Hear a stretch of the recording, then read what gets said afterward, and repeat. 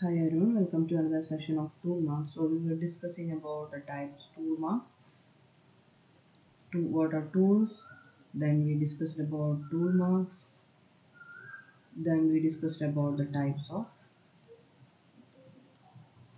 tool marks. Now we'll see about the features of tool marks. So this is what we are going to discuss today, the features of tool marks.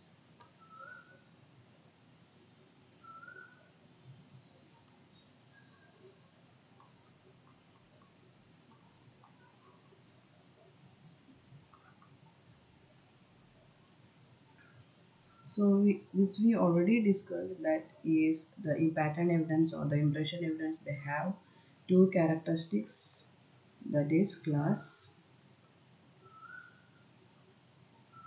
characteristic as well as individual characteristics.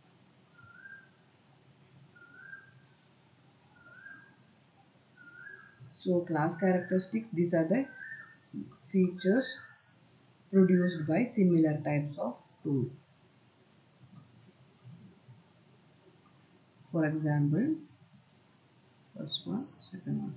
So for example, we can say hammer. So if this hammer is pressed to a particular surface, this will form a mark.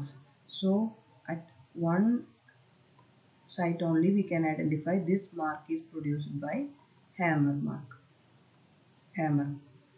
So that is class characteristics. And individual characteristics, these are the characteristics which are specific to a particular tool. So in class characteristic, these are similar type produced by similar types of tool. For example, hammer.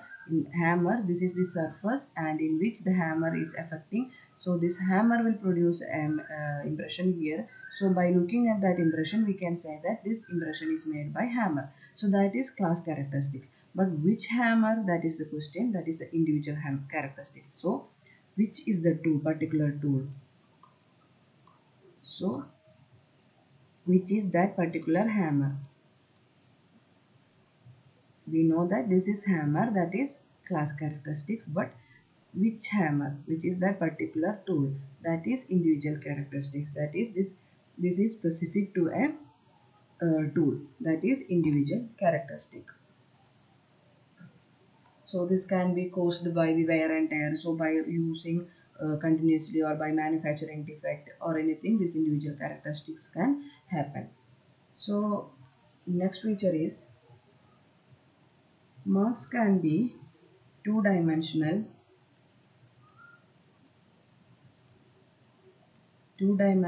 or three three dimensional. So 2D or 3D. They may be positive or negative. So marks can be two-dimensional or three-dimensional, and they can be positive or negative. So a positive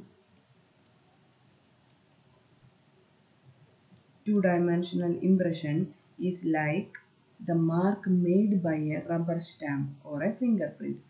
So positive two-dimensional marks, example we can say marks made by rubber stamp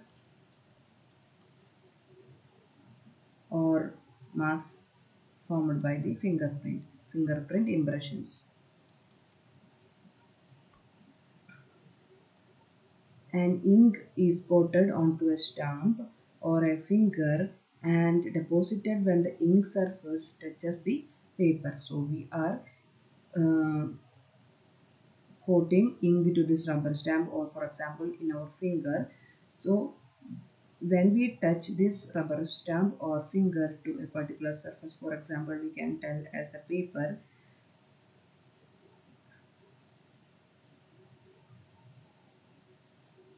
so this will form a positive impression. Exact that impression will be formed. So that is a positive 2D impression. A negative 2D impression,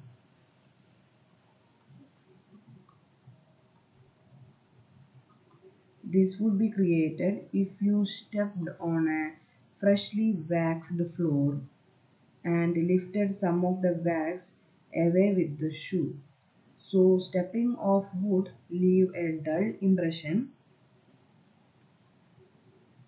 of your sole in the shine of the floor, and this is called as negative impression. So when we are touching our when we stepped into a freshly painted floor, so this will lift some of the wax or some of the paint away with your shoe.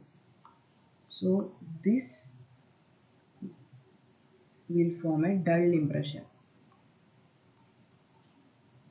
that is called negative two-dimensional impression.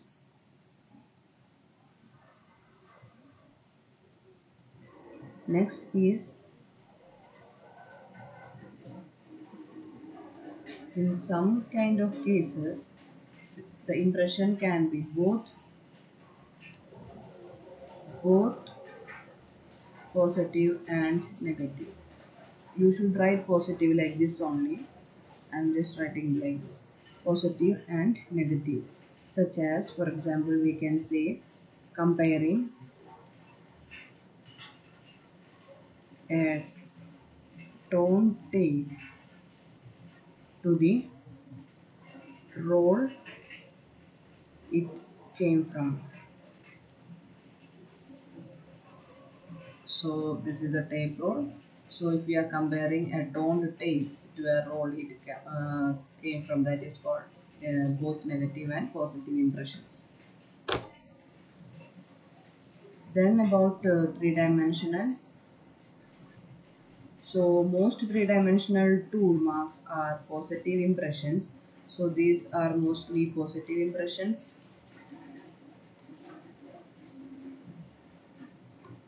but can be caused by different actions. Like snow. Snow is a 3D impression. In snow, if you are walking, this will form a 3D impression. Like depth will be there, length will be there, height will be there. So that is positive 3D, and that is always positive impression. Mostly that will be positive impression. So these are the features of tool marks. So features, class characteristics will be there, individual characteristics will be there to that particular tool, and there can be both 2D or 3D, and that can be positive or negative. So this is about the features of tool marks. So I hope you understood. Next we will move on to the collection, preservation, lifting, casting and all. So I hope you understood till here the introduction part. If you have any doubts you can clear. So let's meet in the next session. Thank you.